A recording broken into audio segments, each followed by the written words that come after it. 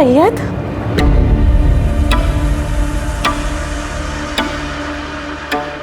सैयद तुम आ गए? तो पकड़ो। नहीं, प्लीज अंदर।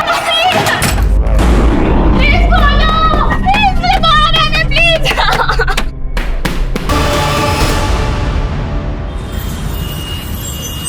मुझे सब पता है तू क्या करना चाहता है। अरे अम्मी, क्या गलत कह दिया हमने? एक बात बताओ, अच्छा खासा लड़का है वो, खुद की चक्की है उसकी, खुश रखेगा हमारी रुबैया को, देख लेना। बहन की खुशी की इतनी फिक्र होती तो 50 साल के बुढ़े का रिश्ता न लेकर आता तू।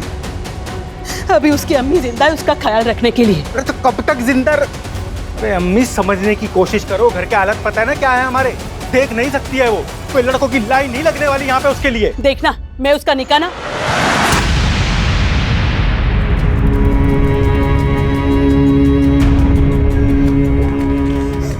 भाईजान, आप बिल्कुल चिंता ना करें, मैं कभी भी आप पर या भाभी पर बोझ बनकर नहीं रहना चाहती। रुबैया, तू तो मेरी जान है, बोझ थोड़ी ना। ऐसे जबरदस्ती निकाह नहीं करवाऊंगी मैं। देखना मेरी गुड़िया का निकाह नेक, ईमानदार, फरमाबरदार लड़के से करवाऊंगी मैं। हाँ अम्मी, क्यों नहीं?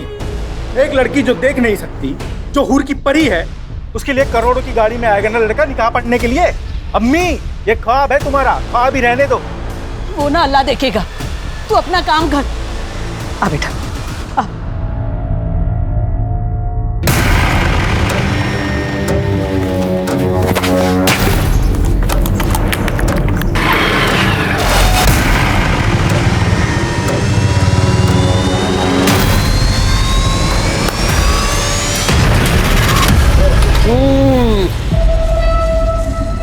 अरे होने वाले साले साहब, मसला कहाँ तक पहुंचा? आमिर भाई, बात ऐसी है कि अम्मी और रुबैया से बात की, लेकिन उन्होंने इनकार कर दिया। 50 साल के बुड्ढे के साथ तुम्हारी बहन का रिश्ता कैसे हो सकता है? यही ना? ये तुम लोगों ने अच्छा नहीं किया यूनुस। आमिर भाई, ऐसा है कि आप खामखामे नाराज हो रहे हैं। मैंने अपनी तरफ से पूरी कोशिश की जितनी कर सकता था। मैं अपनी बहन के साथ आपका जबरदस्ती निकाह नहीं पढ़वा सकता। चलता हूँ मैं।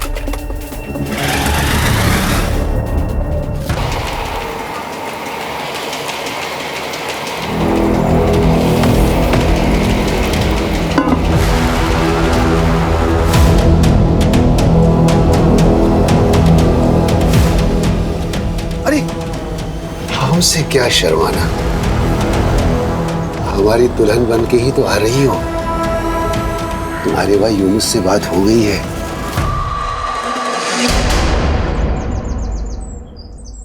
गुलरेज, कितना सुनना पड़ा हमको तुम्हारी वजह से, पता है? तो ऐसा काम करता ही क्यों है कि सुनना पड़े?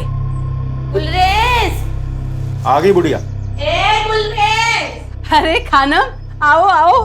सलाम अलैकुम। वालेकुम अस्सलाम, आओ बैठो।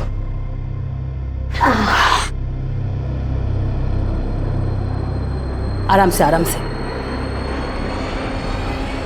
खबर ही ऐसी थी कि अपने आप को रोक नहीं पाई। क्यों? रुबैया को फिर से शादी में गवाना है क्या? अरे गवाएंगे क्यों, हम सब मिलकर गाएंगे। ऐसा रिश्ता लेकर आई हूँ कि मना ही नहीं कर पाओगे तुम लोग। लड़का कौन है, क्या करता है और रिश्ता कहाँ से आया है वो तो बोलो खानम। अरे हजरतगंज के बहुत अमीर खानदानी लोग हैं। हाँ? उनका छोटा बेटा है सैयद, 35 साल का। पिछले साल उसकी बीवी का इंतकाल हो गया किसी बीमारी की वजह से। खैर बड़ी मुश्किल से वो फिर से शादी के लिए माना है, और मैंने अपनी रुबैया के बारे में सब बता दिया है कि बचपन में एक हादसे में उसकी आंखें चली गई है। उन्हें कोई एतराज तो नहीं है ना कि रुबैया देख नहीं सकती? ना ना मेरी जान, उन लोगों को कोई इतराज नहीं है। रुबैया बेटा, अल्लाह ने मेरी सुन ली।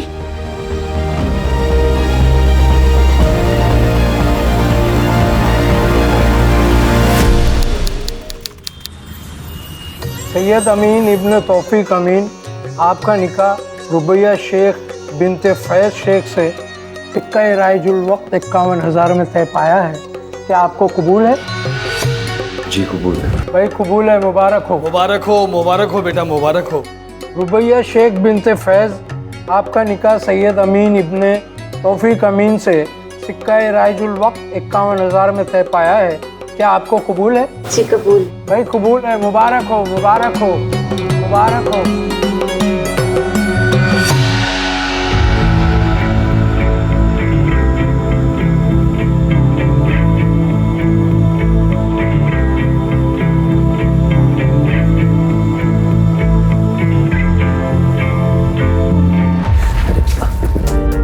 क्या कर रही हो?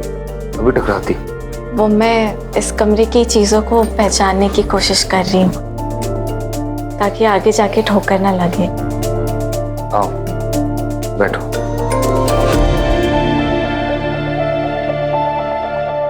फंक्शन वगैरह से ना बहुत थक गए हो, नींद भी बहुत आ रही है। तुम्हें अगर फ्रेशन अप होना है तो तुम हो जाओ। हाँ?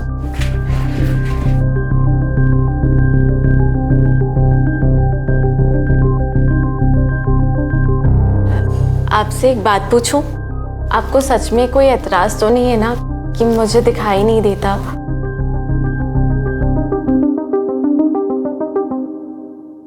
बिल्कुल सपनों की जैसी शादी थी हमारी। यकीन ही नहीं होता था कि ख्वाब है या हकीकत।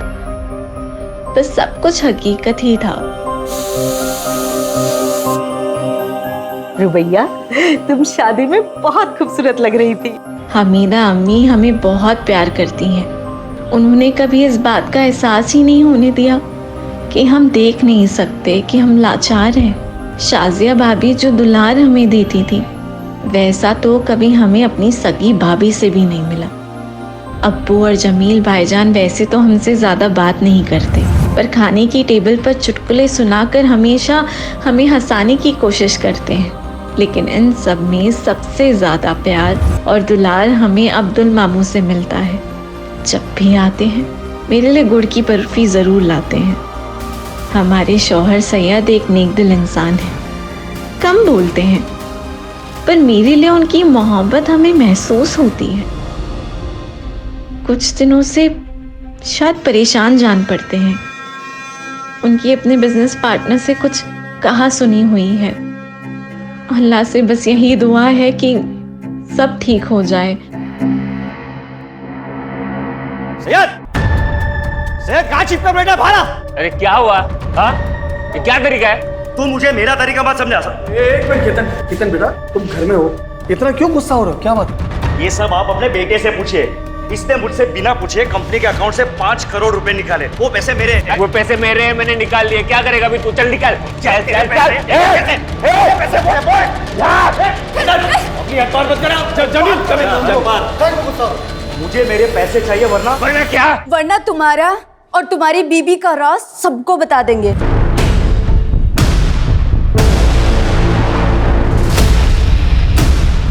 कौन सा सच और क्या बोल रही हैं ये?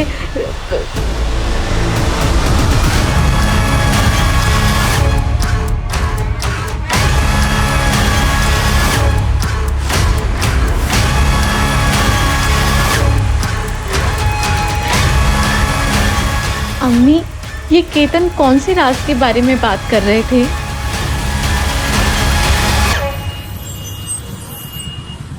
हाँ मित्र। अच्छा वहां भी नहीं है। अच्छा एक काम करना अमित, अगर सैयद तुम्हारे यहाँ आता है या तुम्हारी बात होती है उससे तो तुम फौरन हमें बताना। हाँ अब्बू, अमित के यहाँ भी नहीं है। ऐसे कहाँ जा सकते हैं? केतन से ना झगड़ा होने के बाद से उनका मूड बहुत खराब था। अम्मी मुझे तो बहुत डर लग रहा है। अरे डर क्यों रही है? सैयद मुड़ी है, वो वापिस आ जाएगा।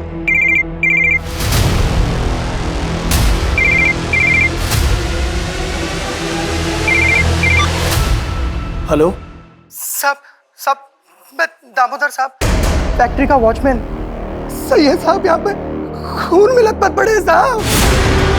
क्या? ए साहब सैयद साहब ये देखिए साहब,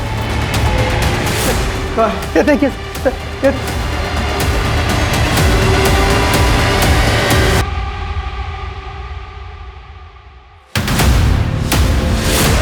सैयद, सैयद मेरे बेटे, देखो ये क्या हो गया से? अब संभालिए। बॉडी पे कोई स्ट्रगल के निशान तो नहीं है। हथियार दिल के आर पार है। एक ही झटके में ढेर कर दिया। ये केतन और दीना ने मेरे बेटे को मारा है साहब, उन दोनों ने ही मारा है।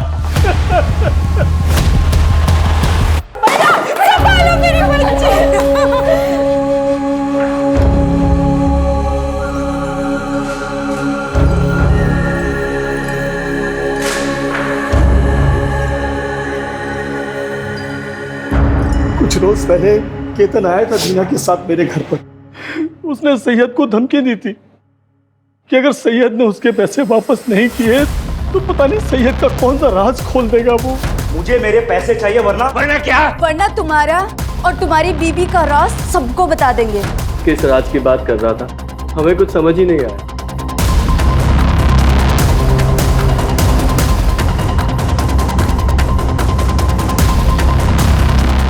साहब, शाम को 5 बजे मिल बंद हो जाती है। मिल का ज़्यादातर काम केतन साहब ही संभालते हैं। सैयद साहब तो कभी कभी आते हैं। सर सब कुछ छान मारा, लेकिन कहीं भी कोई ऐसा निशान नहीं जिससे लगे कि यहाँ झगड़ा हुआ है। वॉचमैन वगैरह से पूछताछ कर लिया, किसी को कुछ नहीं पता। बॉडी को पोस्टमार्टम के लिए भेजो और फैमिली मेंबर्स को इन्फॉर्म करो, जब तक का इंक्वायरी पूरी नहीं हो जाती ये फैक्ट्री बंद रहेगी। और ये केतन और दीना उन्हें पुलिस थाने लेकर आओ। बाकी फैमिली मेंबर से तुम बात करो। यस। कॉल रिकॉर्ड्स चेक किए आप लोगों के? 12 से 1 फैक्ट्री में क्या कर रहे थे? ऐसा क्या काम आ गया? सैयद से कौन से राज फाश होने की बात कर रहे थे तुम लोग? मुझे मेरे पैसे चाहिए वरना क्या? वरना तुम्हारा और तुम्हारी बीबी का राज सबको बता देंगे। मुझे नहीं पता कि वो किस राज के बारे में बात कर रहे थे। मैं तो खुद सुन के हैरान थी। सच सच बताओ, सैयद को क्यों मारा? सर, हमने सैयद को नहीं मारा। हाँ, हम दोनों फैक्ट्री गए थे, कुछ काम था, लेकिन जब हम दोनों पुलिस को ये बात बताना जरूरी नहीं समझा तुमने? सर, हम डर गए थे क्योंकि सैयद के साथ सुबह ही हमारा झगड़ा हुआ था, तो लोगों को यही लगता कि हम दोनों ने ही कुछ किया है। इसके लिए हमने किसी को कुछ भी नहीं बताया। राज की बात? सर, कोई राज नहीं, वो तो ऐसे ही हमने उसे डराने के लिए कहा था। पर मैंने उसे किसी से बात करते हुए सुना था कि ये बात मेरे परिवार वालों को नहीं पता चलनी चाहिए। देखो, ये बात मैं अपने घर वालों को नहीं बता सकता। आप मैं समझ रहा हूँ, लेकिन तुम मेरी बात तो समझो ना। पर वो बात क्या है वो हमें नहीं पता।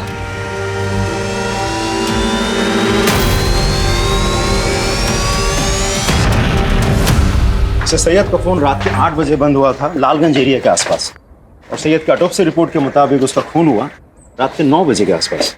लेकिन सर, केतन और दीना तो रात के 12 बजे आए थे फैक्ट्री में। सर, ऐसा भी तो हो सकता है मारा कहीं और हो और बॉडी डंप करने यहाँ फैक्ट्री में आए हो। इतनी बड़ी बेवकूफ़ी वो नहीं कर सकते, क्योंकि वो जानते हैं अगर बॉडी मिल में मिलेगी तो सबसे पहले पूछताछ होनी चाहिए। लेकिन सर, मुझे ये समझ में नहीं आ रहा है कि सैयद के बारे में केतन ऐसा क्या जानता है जो हमसे शेयर नहीं करना चाह रहा। एक काम करो अंकिता, रुबैया से जाके दोबारा पूछताछ करो, हो सकता है कोई इन्फॉर्मेशन निकले। Okay sir. अम्मी कहाँ है आप? अब्दुल बाबू, शाजिया भाभी, हमें आपको कुछ बताना है, आप यकीन नहीं करेंगे। क्या हुआ रुबैया? जल्दी आए। क्या हुआ बेटा? अम्मी, सैयद जिंदा है। वो कल रात मुझसे मिलने आए थे। ऐसी बातें करके क्यों हमारा दिल जलाना चाहती हो रुबैया? रुबैया की बातों पर ध्यान मत दो, वो अभी होश में है। नहीं अबू, मैं सच कह रही हूँ। सैयद जिंदा है, वो कल रात को मुझसे मिलने आए थे। हाँ बेटी, हाँ बच्ची, समझ रहा हूँ मैं। तुझसे बहुत प्यार करती थी, इसीलिए तुझे ऐसा लग रहा है। नहीं, आप लोग मेरे बात का यकीन क्यों नहीं कर रहे? सैयद जिंदा है, मैं सच कह रही हूँ, मेरे सैयद जिंदा है।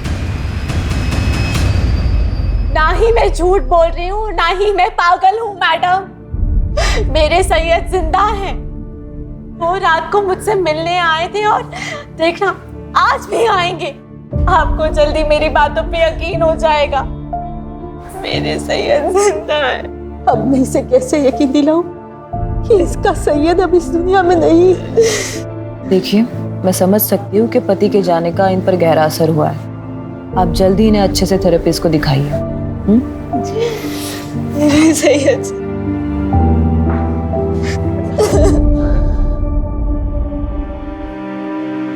क्यों कोई मेरा यकीन नहीं कर रहा है कि आप जिंदा है सैयद? कहीं ये मेरी कोई गलतफहमी तो नहीं? नहीं, मैंने महसूस किया है आपको। मुझे सबको साबित करना ही होगा कि आप जिंदा हैं।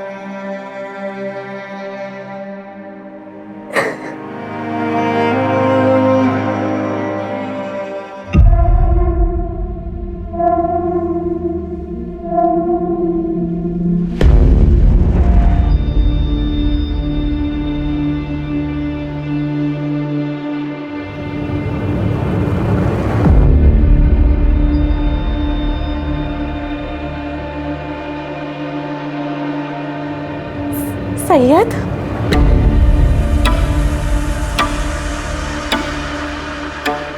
सैयद तुम आ गए?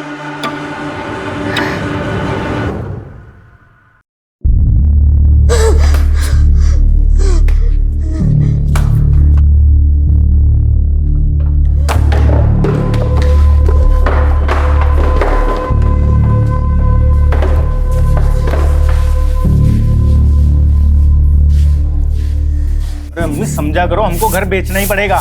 नहीं बेचेंगे ना तो खाने के भी लाले पड़ जाएंगे। दुकान बंद हो गई है तो दूसरा काम कब मिलेगा उसका कुछ पता नहीं है। रुबैया का फोन है।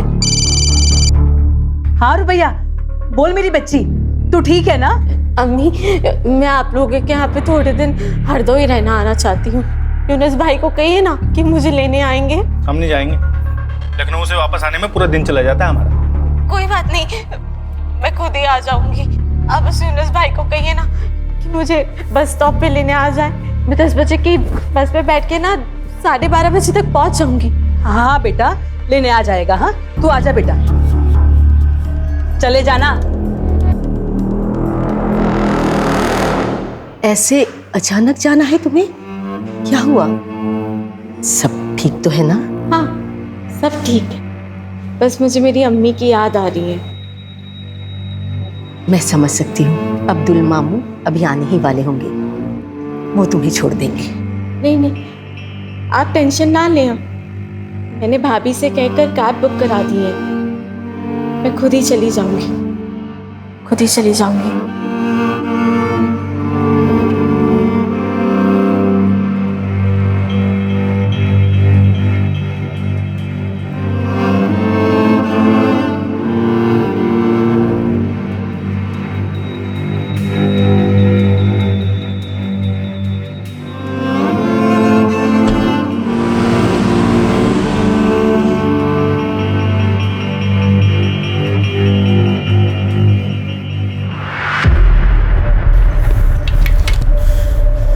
जरूरत थी क्या ऐसे यहाँ पे आने की?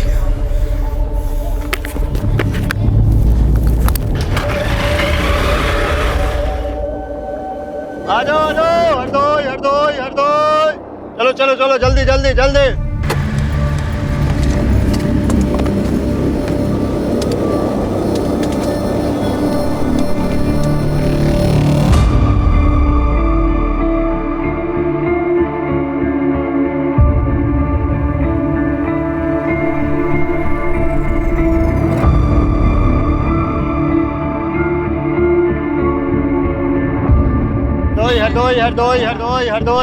हरदोई। कहाँ जाएंगे मैम? ये बस हरदोई जाएगी। हाँ जी आइए।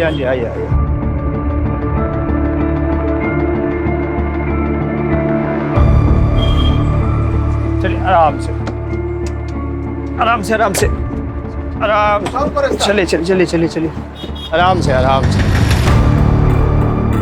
एक सेकंड, आगे आइए, यहाँ बैठिए। हाँ चलिए अंदर की तरफ।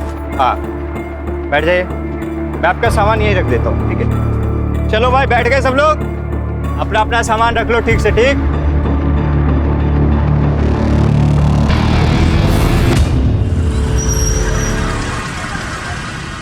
हाँ हाँ, आदाब गुलरेज बहन।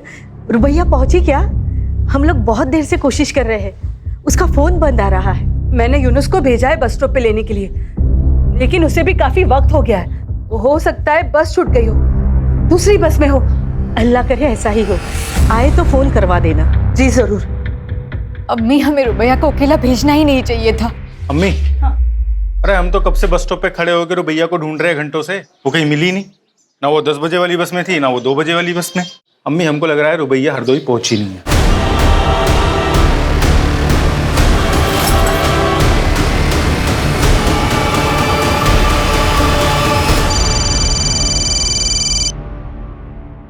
हाँ बोलो। क्या?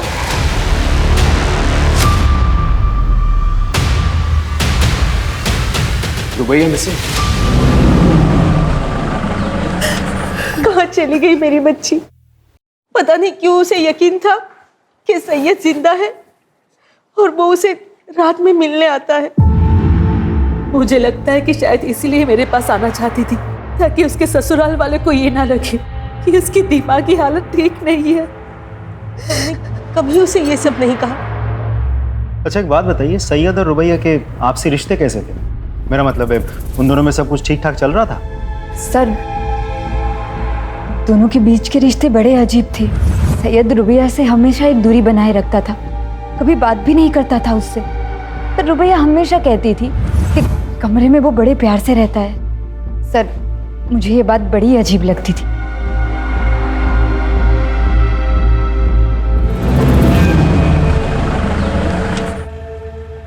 सर, रुबैया के घर वालों से बात करके मुझे समझ में आया कि सैयद और रुबैया के बीच रिश्ते सही नहीं थे। मुझे ऐसा लगता है कि सैयद के मर्डर के साथ रुबैया के गायब होने का कुछ तो कनेक्शन है।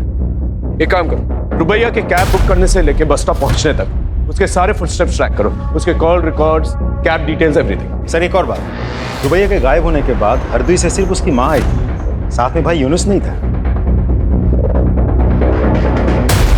बहन गायब है और भाई को फिक्र तक नहीं। उठा के लेके आओ सब। यूनुस शेख, तो तुम्हें पूरा यकीन है हरदोई स्टेशन गए थे अपनी बहन रुबैया को लेने के लिए? सर, मैं गया था सर, मैं बस स्टॉप पे पहुंच गया था, यही कोई 12 के करीब सर। मैंने तो अगली बस का भी इंतजार किया, तब मुझे लग रहा वो पहुंची नहीं स्टेशन पे। कैसे गए थे वहां पर? बाइक से गया था सर मैं। तुम्हारा जो हरदोई का घर है और बस स्टॉप है कितनी दूरी पे, तो किस रास्ते से गए थे?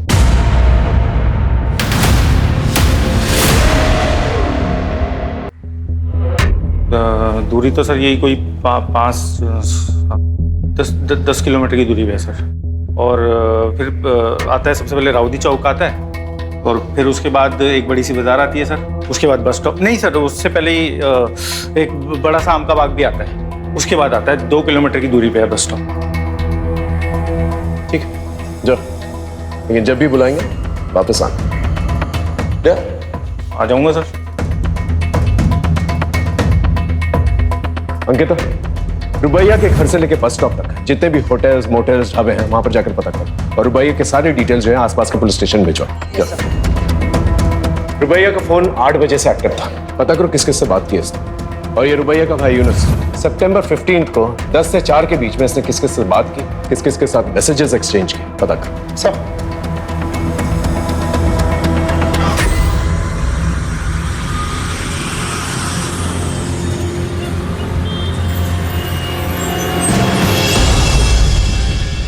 रुबैया को छोड़ने के 3 दिन के बाद तू काम पर लौटा है। आता 3 दिन तक। और रुबैया कहां पर है?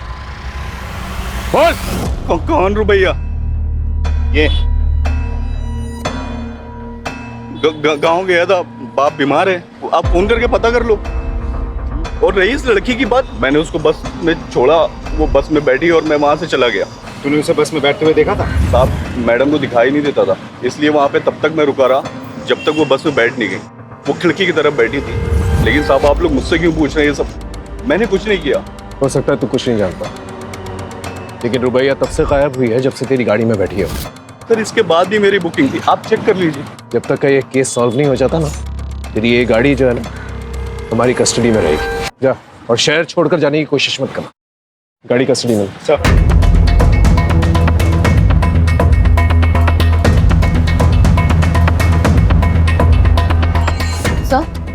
सर हमने लोकल पुलिस स्टेशन से पूछताछ की, लेकिन रुबैया अमीन ने किसी भी होटल में चेक इन नहीं किया है सर हमने सीसीटीवी फुटेज भी चेक किया और यहाँ तक मॉर्ग जाकर उसके कदकाठी के डेड बॉडीज भी चेक की सर, लेकिन रुबैया का कहीं कुछ पता नहीं चला। तो आखिर ये रुबैया हरदोई बस स्टॉप से गई कहाँ? चल ना। मैं नहीं जाऊंगी। ऐसे कैसे नहीं जाएगी? चल।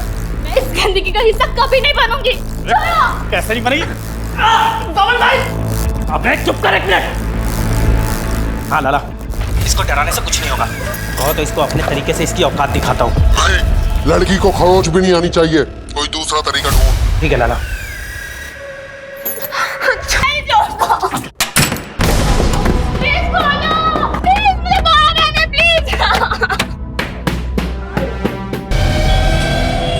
तुम्हें पूरा यकीन है ये वही लड़की है जो तुम्हारी बस में बैठी थी? हाँ साहब, उस दिन यही लड़की बस में बैठी थी। लेकिन हमारी इंफॉर्मेशन के मुताबिक तो वो हरदोई पहुंची ही नहीं थी। तुम्हें पक्का याद है? हाँ साहब, मुझे पूरा याद है साहब। वैसे आम पैसेंजरों का तो ध्यान नहीं रहता, लेकिन ये कुछ देख नहीं पाती थी। बल्कि साहब इसका सामान भी मैंने ही रखा था और इसे बिठाया भी मैंने ही था। अच्छा, तो तुम्हारी बस हरदोई पहुंची तो इस लड़की को उतरते हुए देखा था? साहब इतना तो याद नहीं है मुझे, लेकिन हाँ साहब, हरदोई से पहले जब बस चाय पानी के लिए रुकी थी तो मैंने इसको उतरते हुए जरूर देखा था साहब। चलो भाई, जिसको चाय वाय नाश्ता पानी करना है कर लो, बस सिर्फ 10 मिनट के लिए रुकेगी।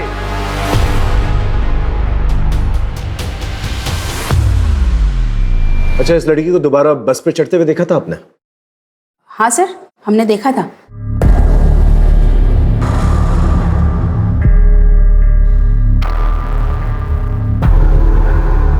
श्योर? श्योर। ठीक है, आप जा सकते। इसका मतलब रुबैया हरदोई पहुंची लेकिन अपने घर तक नहीं पहुंची। घर नहीं पहुंची मतलब रुबैया का भाई यूनुस नहीं तो कुछ? कोई है? प्लीज खोलो। कोई है? प्लीज खोलो। प्लीज, मुझे बाहर आना है। प्लीज खोलो। खोलो।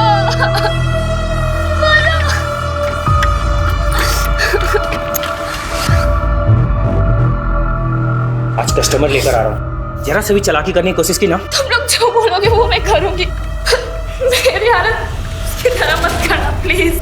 तैयार करके लेके आ। झूठ बोलता है? हाँ, तेरे कॉल रिकॉर्ड चेक किया हमने। तू हरदोई बस स्टॉप गया ही नहीं था। क्यों नहीं गया था? रुबैया को घर लाने क्यों नहीं गया था? कर गया था सर मैं। तो मेरी बीवी है ना बानो, तो रोज लड़ती थी रुबैया की वजह से, और इस बार उसने मुझे धमकी दी थी, बोला था कि अगर रुबैया घर में आई ना तो घर छोड़ के चली जाएगी। क्या करता सर मैं? नहीं गया फिर।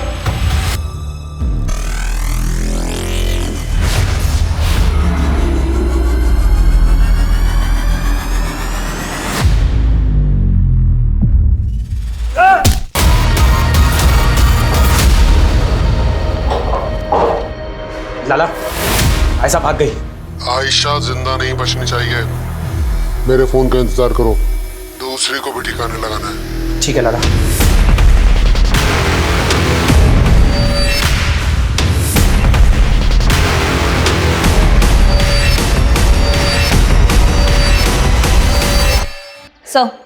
सर हमने रुबैया के ससुराल वाले की सीडीआर चेक की सर। उनमें से 15 सितंबर को सैयद का भाई जमील, उसकी लोकेशन रुबैया के लोकेशन से मैच हो रही है।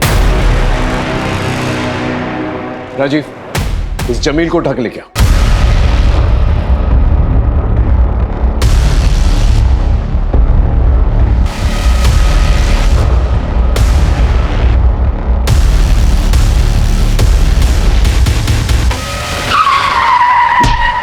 सर, जमील का एक्सीडेंट हो गया। उस पे किसी ने गाड़ी चढ़ा दी है। क्या? जमील हम?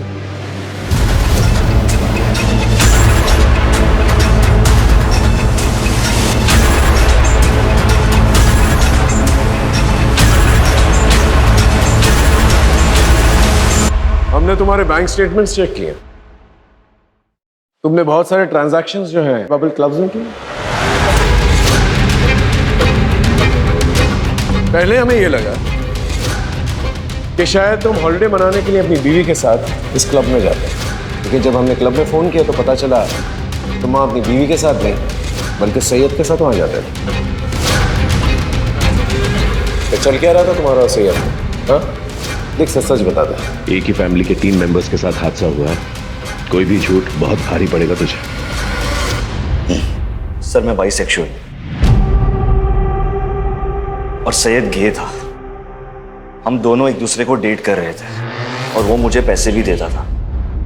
हम दोनों एक दूसरे के साथ बहुत खुश थे, लेकिन फिर पता नहीं एक दिन सैयद ने अचानक से आकर कहा कि वो दूसरी शादी कर रहा है और वो ये रिलेशनशिप को कंटिन्यू नहीं कर सकता। सर वो क्लब में अकेले जाने लगा, लोगों से मिलने लगा, उन्हें डेट करने लगा। सर उसने मुझे पैसे भी देना बंद कर दिया। रोज ऑफिस में हमारे झगड़े होने लगे और हमारे डिफरेंसेस लोगों के सामने आने लगे। और ये सब देखकर मेरी पत्नी दीना वो मुझसे सवाल करने लगी थी, इसीलिए उसके लिए मैंने जानबूझकर सैयद को धमकाया। लेकिन एक बात समझ में नहीं आई, सैयद की बीवी रुबैया वो उसके साथ 1 साल तक खुश कैसे थी और 1 साल तक सैयद का सच उसे कैसे नहीं पता चला? सर मुझे कुछ नहीं पता, लेकिन हाँ बुशरा सर बुशरा सैयद की पहली पत्नी थी और वो उससे बिल्कुल भी खुश नहीं थी। वो उसे डिवोर्स देना चाहती थी, लेकिन वो बोटिंग एक्सीडेंट में मारी गई। राजीव इस बुशरा के बारे में पता कर और बुशरा बोटिंग एक्सीडेंट के बारे में पता कर। जी सर। शिल्पा खत्री नाम की औरत आपसे मिलने आई है। शिल्पा बार क्यों मारेगी? यस मिस खत्री बोली। सर वो शायद रुबैया दोबारा बस में चढ़ी ही नहीं थी। क्या? लेकिन पहले तो आपने कहा था आपने उसे बस पे चढ़ते हुए देखा था। सर जब हमने उसे देखा था ना तब हम थोड़ा नींद में थे, लेकिन कल हमें याद आया कि जो लड़की बस में चढ़ी थी उसके हाथ में वो छड़ी क्या बोलते हैं उसे? Blind walking stick. हाँ वो नहीं थी। मिसेस खत्री वो चाय की दुकान याद है जहां पर बस रुकी थी? हाँ सर देखा था इस लड़की को यहाँ, उधर बैठी थी सर। हाँ मैडम क्या लेंगी, चाय या ठंडा? भैया 1 कप चाय दे दीजिए। ठीक।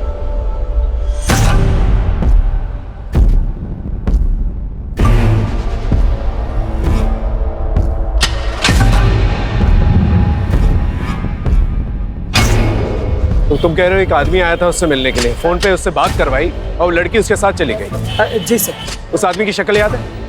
नहीं सर शक्ल तो नहीं याद है, लेकिन हाँ सर उसकी काली काली दाढ़ी थी और यही बैठा हुआ था सर। और उधर दूर में एक ब्लू कलर की बहुत बड़ी गाड़ी थी सर। ये आदमी लड़की को गाड़ी में लेकर गया, उसमें 2 लोग बैठे हुए थे और गाड़ी चली गई सर। ठीक है थैंक यू। सर रुबैया जिसके भी साथ गई अपने भरोसे से गई है। नहीं उसने उस पर भरोसा नहीं किया जिसके साथ गई, उसने उस पर भरोसा किया जिससे उसने फोन पर बात की। वो हरदोई अपनी अम्मी के घर पहुंचना चाहती थी, अपनी अम्मी को शायद कुछ बताना चाहती थी, लेकिन वो हरदोई पहुंच नहीं पाई। 15 सितंबर को जो ब्लू गाड़ी के बारे में बता रहा था ये टोल प्लाजा जाके उसके बारे में पता करो। ये सच है अंकल, सैयद को लड़कियों में कोई दिलचस्पी नहीं थी और ये बात सैयद की पहली पत्नी बुशरा को भी पता था। झूठ है ये सब। बुशरा सैयद के बच्चे की मां बनने वाली थी। रुबैया और सैयद दोनों बहुत खुश थे और आप कह रहे हैं कि उसे औरतों में कोई कुछ भी कहेगा आप उसका विश्वास कर लेंगे? अरे वो हमारे घर का बच्चा था। इस बूढ़े ने 2 जवान बेटे खोए हैं साहब। ऐसे वक्त में तो इस घर में इस तरह की बेहुदा बातें मत कीजिए आप। अरे कोई है जो हम सबको एक एक करके मारना चाहता है, उसे जाकर ढूंढिए आप। पता नहीं हमारी बच्ची रुबैया किस हाल में है, पता नहीं वो जिंदा है भी कि नहीं।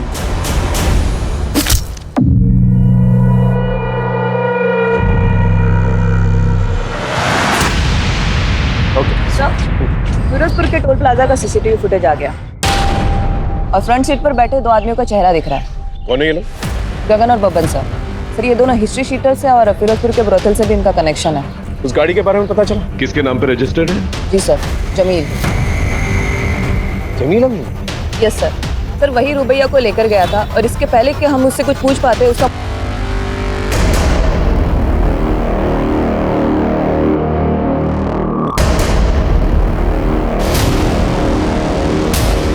Hello police station.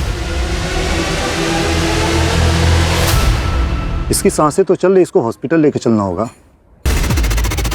एक और लाश।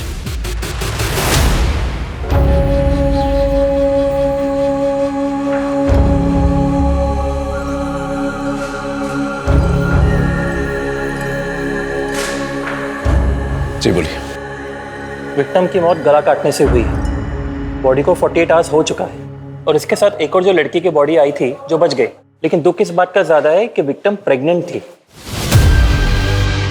Pregnant? She was 2 months pregnant. लेकिन ये कैसे हो सकता है? इसके पति को मरे हुए तो 3 महीने हो चुके हैं। सैयद जिंदा है, वो कल रात को मुझसे मिलने आए थे। सर क्या हो रहा था इसके साथ उस घर में? कहीं इस बच्चे का बाप जमील तो नहीं? कहीं वो रुबैया के अंधेपन का फायदा तो नहीं उठा रहा था? हाँ बोलो। सर जमील के आदमी बब्बन और गगन का पता चल गया है। उन दोनों की लोकेशन गवर्नमेंट हॉस्पिटल की है, जहां आयशा का इलाज चल रहा है।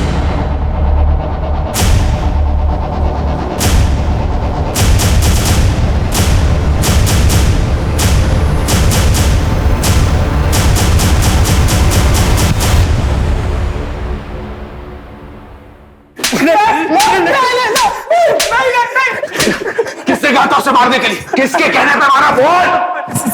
सर हम तो दल्ले सर, कोटे पे लड़कियों का सौदा करते। ऐसा वहां से भाग गई थी, बहुत साड़ी बनती थी सर। बोल। रही बात रुबैया की, रुबैया को जमील भाई लेकर आए थे, उन्होंने उसको पकड़ा सर, उन्होंने मारा होगा, हमने कुछ नहीं किया, यकीन कीजिए। कोठे पे ले जाकर क्यों? कोटा किसका है? कोठा किसका है? बोल। कोटा जमील भाई और लाला का है। लाला कौन? कौन लाला? कौन लाला? बोल। लाला यानी अब्दुल मामू का।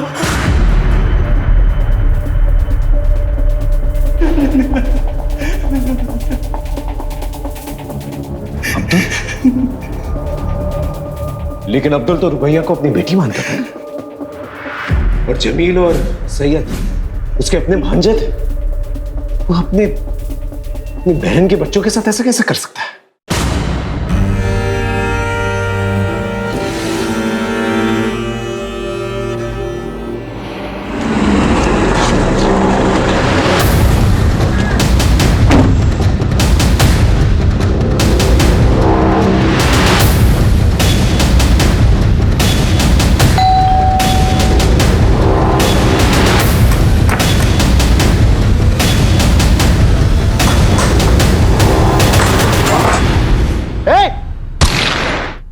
गर्दन पर गोली लगी है, हॉस्पिटल लेके जाओ।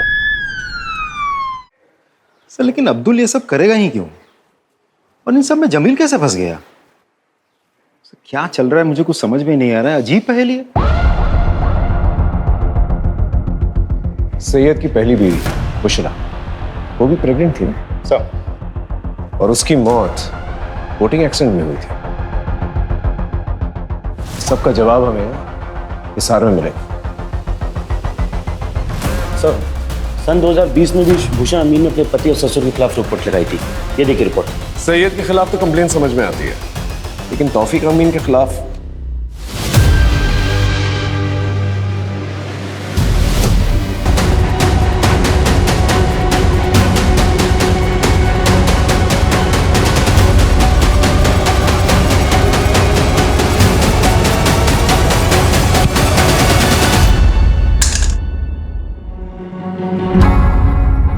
जमील,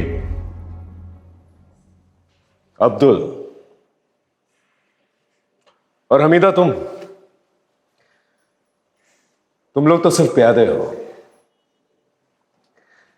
असली वजीर तो आप।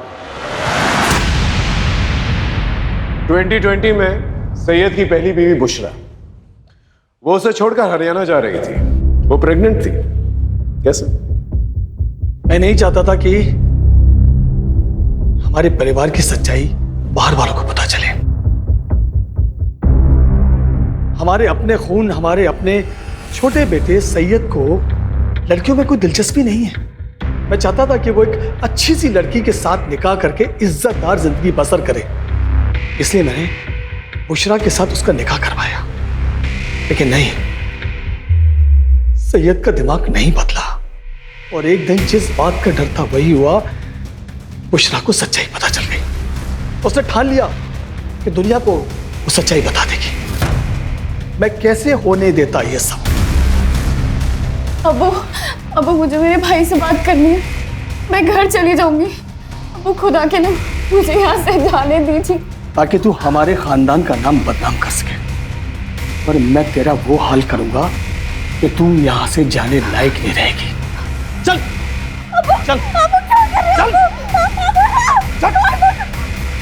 बुशरा चुपचाप सब कुछ सहती रही, लेकिन अचानक एक दिन वो भाग गई और वहां जाकर उसने मेरे और सईद के खिलाफ पुलिस स्टेशन में रिपोर्ट लिखवा दी।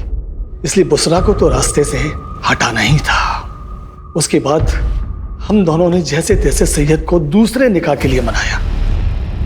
रुबैया हमारे परिवार के लिए एकदम सही थी, वो देख नहीं सकती थी। सैयद रात को घर में होता नहीं था। हम सैयद का इत्र लगाकर रुबैया के कमरे में जाता था। रुबैया को कोई शक नहीं होता था। वो सिर्फ इतना पूछती थी, सैयद तुम आ गए? अपने परिवार को आगे बढ़ाने के लिए जो भी सही था वो मैंने किया। लेकिन अपने बेटे सैयद को क्यों मारा? एक दिन उसके दिमाग में भी फितूर चढ़ गया।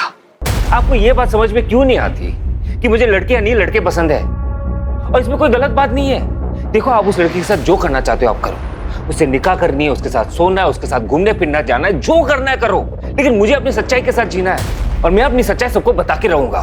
सिंपल है। और मैंने अब्दुल से सैयद को मरवा दिया।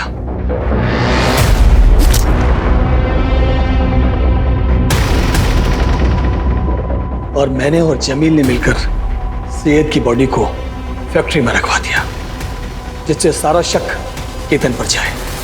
लेकिन एक दिन रुबैया को भी मेरी सच्चाई का पता चल गया।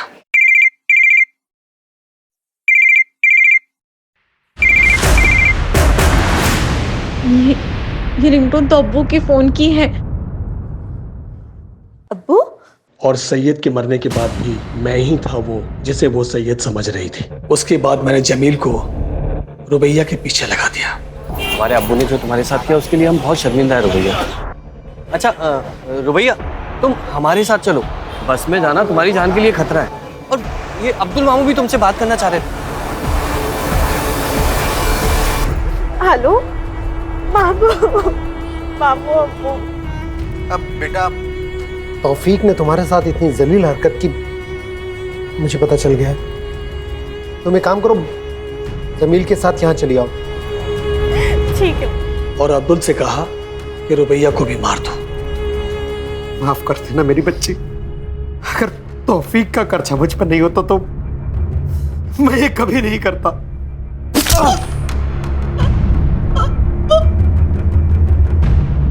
मैंने जो कुछ भी किया अपने खानदान की इज्जत बचाने के लिए किया। तूने जो कुछ भी किया है ना, अपने खानदान की इज्जत बचाने के लिए नहीं किया, बल्कि इसलिए किया कि तुम बहुत ही घटिया इंसान है।